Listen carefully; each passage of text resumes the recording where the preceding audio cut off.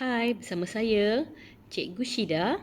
Okey, kali ini kita akan bersama dalam tajuk tingkatan 4 iaitu modul 2 bahagian 2.3 iaitu persamaan perakaunan. Okey, di sini kalau kita lihat apa tujuan persamaan perakaunan ini dibuat? Okey, perakaunan ini mestilah menunjukkan persamaan dan perkaitan antara aset bukan semasa, aset semasa, liability bukan semasa, liability semasa dan juga ekuiti pemilik. Jadi, rumus yang kita boleh simpulkan di sini adalah aset sama dengan liability yang akan ditambahkan dengan ekuiti pemilik. Ataupun kita boleh mengandaikan bahawa aset juga sama dengan liability yang akan ditambahkan dengan ekuiti pemilik dikaitkan juga bersama hasil dan juga belanja. Maksudnya di sini, tajuk ekuiti pemilik ini akan dipecahkan lagi kepada hasil dan juga belanja kerana dia melibatkan bahagian keuntungan. Keuntungan.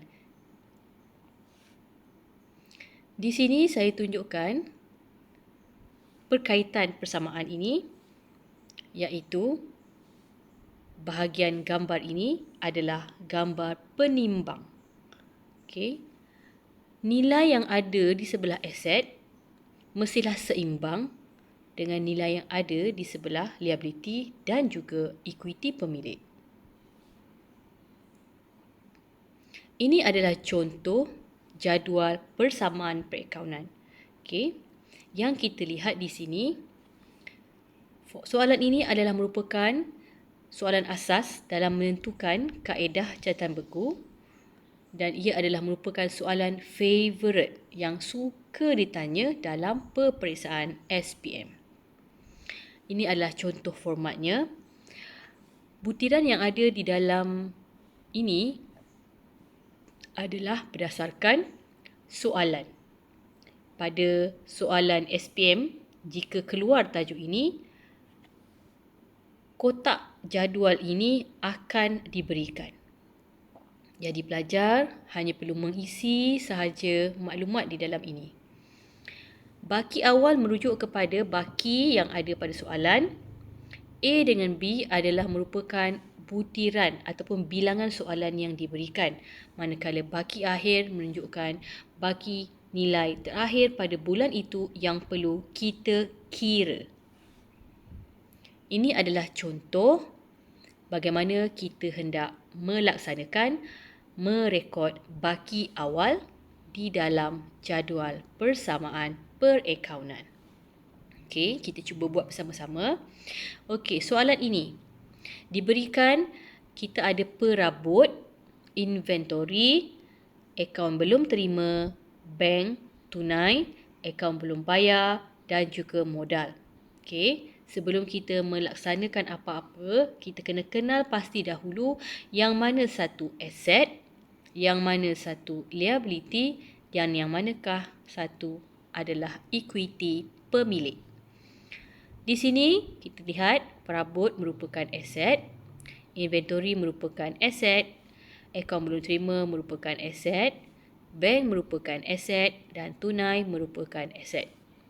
Manakala akaun belum bayar merupakan liability dan modal merupakan ekuiti pemilik. Jadi apa yang kita perlu buat di sini? Kita masukkan angkanya. Susun dulu aset di ruangan aset. Masukkan angkanya untuk baki. Sebab dalam soalan ini adalah menunjukkan baki. Kemudian kita masukkan liability dahulu di sini. Diikuti dengan bahagian ekuiti pemilik sehinggalah ke belakang. Iaitu modal, kita ada bahagian ini. Kemudian kita ada untung bersih dan juga ambilan yang akan keluar ataupun muncul pada soalan-soalan seterusnya. Jadi sebelum saya meneruskan soalan lain, saya hendak tunjukkan, paparkan di sini Okey, ini adalah contoh bagaimana kita hendak mengisi baki awal dengan lebih terperinci mengikut step satu demi satu langkah. Okey, baiklah. Di sini kita lihat pada soalan, Puan Zaiti memulakan perniagaan pada 1 Mac dengan membawa masuk aset-aset berikut. So, ini adalah aset-asetnya. Okay, kita kenal pasti dulu yang mana satu. So, premis adalah aset, tunai di bank adalah aset. Bila dia kata tunai di bank, maksudnya dia adalah bank. Formula yang kita kena ingat bahawa aset sama dengan liability tambah equity. Jadi, kita pun masukkanlah nilainya. Okay, sama ada kita nak tulis baki awal ataupun baki BP. Hanya tulis satu sahaja. Premis kita masukkan perabot bank. Okay. Seperti kita sedia maklum, aset kita dah ada nilainya. Liability tidak diberi, manakala equity juga tidak diberi. Tapi kita kena ingat, bila aset tu kita dah dapat 3 perkara ini, kita akan totalkan dapat 62700. Aset tidak diberi, kita akan andaikan dia sebagai kosong. So, tulis di sini kosong. Di dalam ruangan ini sebenarnya tidak perlu ditulis, ya. Okay. Manakala walaupun modal tidak diberi, tapi modal itu wajib. Okay. Equity itu wajib ada. Maka aset itu samalah dengan nilainya modal 62700. Seterusnya, contoh 2. Okay, soalan diberi, Cik Asunta membawa masuk tunai di tangan. Tunai di tangan ini akan dikenali sebagai tunai. Okay, dia adalah aset. Kemudian tunai di bank. Tunai di bank juga adalah aset. Akhir sekali kita ada tunai di kedai. Alatan kedai 3,200. Di sini kita dah ada tunai, dah ada bank. Dan sini kita masukkan alatan kedai. Dan apabila kita kira aset sama dengan liability tambah equity, liability memang tidak diberikan. Jadi kita akan tambahkan ketiga-tiga nilai ini. Kita akan dapat 9600. Kita akan masukkan sebagai modal, iaitu equity pemilik kita. Okay. Next, contoh ketiga. Okay. Kalau kita tengok di sini, kenal pasti dulu apakah barang-barang ini. Okay, peralatan merupakan aset, inventory merupakan aset, bank merupakan aset, akaun belum terima merupakan liability dan akaun belum bayar merupakan akaun belum terima merupakan aset dan akaun belum bayar merupakan liability.